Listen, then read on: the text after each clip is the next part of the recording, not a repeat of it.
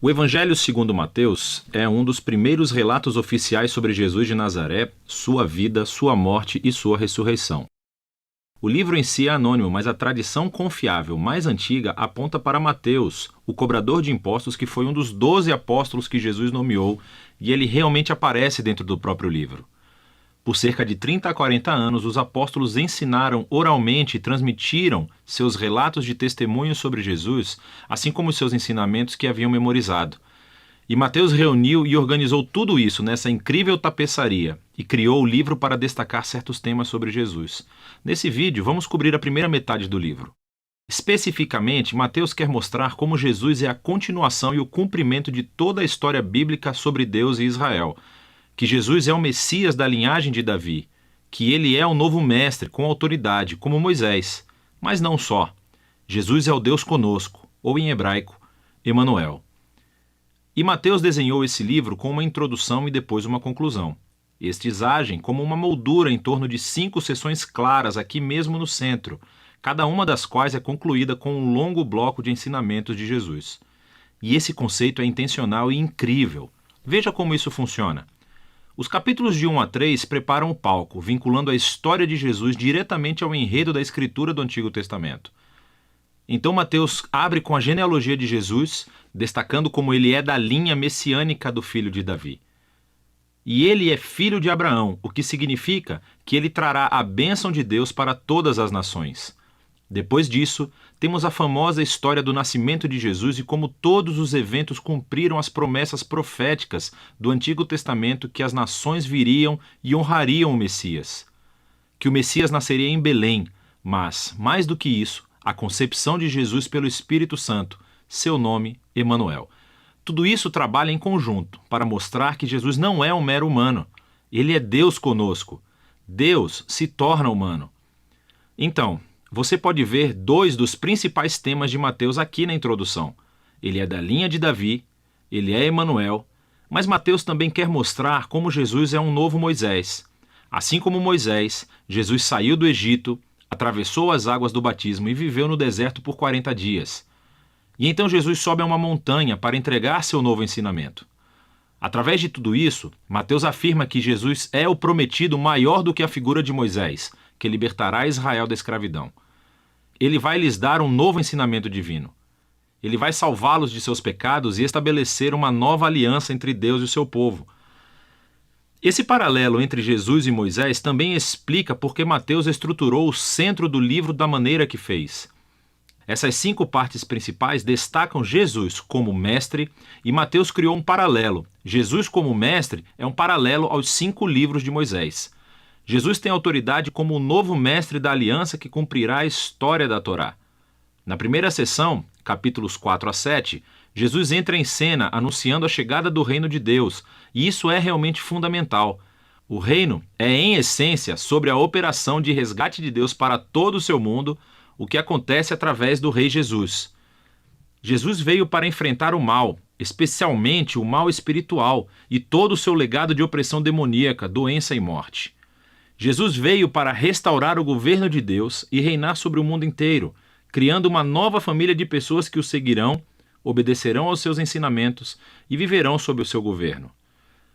Então, depois que Jesus começa a curar pessoas e formar um movimento, uma comunidade, ele leva seus seguidores para uma montanha ou encosta. Entrega seu primeiro grande bloco de ensinamentos, tradicionalmente chamado de o Sermão do Monte. E aqui, Jesus explora como é segui-lo e viver no reino de Deus. E é um reino invertido no qual não há membros privilegiados. Assim, os pobres, os Zé-Ninguém, os ricos, os religiosos, todos são convidados e chamados a se converter, a se arrepender e a seguir Jesus e unir-se à sua família. Jesus diz que ele não está aqui para anular os mandamentos da Torá ou do Antigo Testamento. Em vez disso, ele está aqui para cumprir tudo isso através da sua vida, através dos seus ensinamentos. Ele está aqui para transformar os corações do seu povo, para que eles possam verdadeiramente amar a Deus e amar o próximo, incluindo seus inimigos. Depois de concluir o seu grande ensinamento sobre o reino, a próxima sessão mostra Jesus trazendo o reino à realidade no dia a dia das pessoas. Então, Mateus reuniu aqui 9 histórias sobre Jesus trazendo o poder do reino de Deus para as vidas de pessoas desvirtuadas.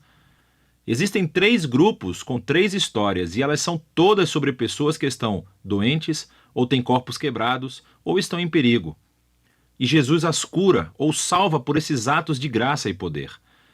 E então, bem no meio dessas tríades, encontramos 2 histórias paralelas sobre o chamado de Jesus para que as pessoas o seguissem. E aqui Mateus está enfatizando algo: que somente é possível experimentar o poder da graça de Jesus se decidir segui-lo e tornar-se seu discípulo.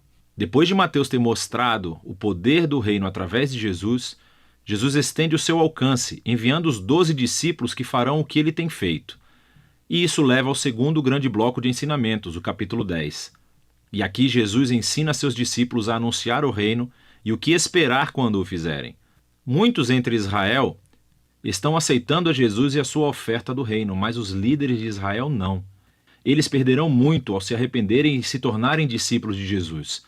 E então Jesus sabe que eles o rejeitarão e perseguirão os seus seguidores. O que é exatamente o que acontece na próxima sessão, capítulos 11 a 13.